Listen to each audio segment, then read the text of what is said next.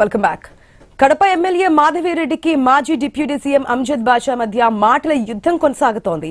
MLA చేసిన ఆరోపణలపై అంజద్ బాషా ఘాటుగా స్పందించారు. వైసీపీ హయాంలో 100 కోట్లతో అభివృద్ధి పనులు చేపట్టామన్నారు. 17 నెలల కూటమి పాలనలో ఏం అభివృద్ధి చేశారో చెప్పాలని డిమాండ్ చేశారు.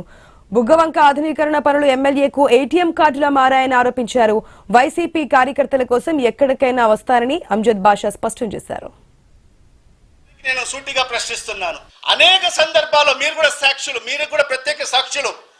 ప్రతి నా ప్రెస్ మీట్ లో కూడా నేను ఎమ్మెల్యే గారికి సవాలు విసిస్తూనే ఉన్నాను. అభివృద్ధి మీద మాట్లాడండి.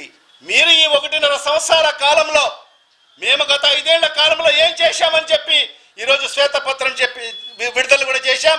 ప్రతి సందర్భంలో కూడా చెప్తూనే ఉన్నాం. మరి మీరు ఈ 1.5 సంవత్సరం కాలంలో మీరు ఏం నిధులు తీసుకొచ్చారు ఈ కడప నగరానికి? మీరు ఏం అభివృద్ధి చేశారో చెప్పమంటే దానికి సమాధానం ఉండదు. వాడు చెప్పుకునేది ఏంటంటే బుగ్గవంకలో చెట్లు పెరికాం. ఎంత యాదానికి ఎంత ఖర్చు పెట్టారా అంటే 3,60,00,000 రూపాయలు ఖర్చు పెట్టి బుగ్గవంకలో చెట్లు పెరికారంట. ఇది అభివృద్ధి వాళ్ళు చేసింది.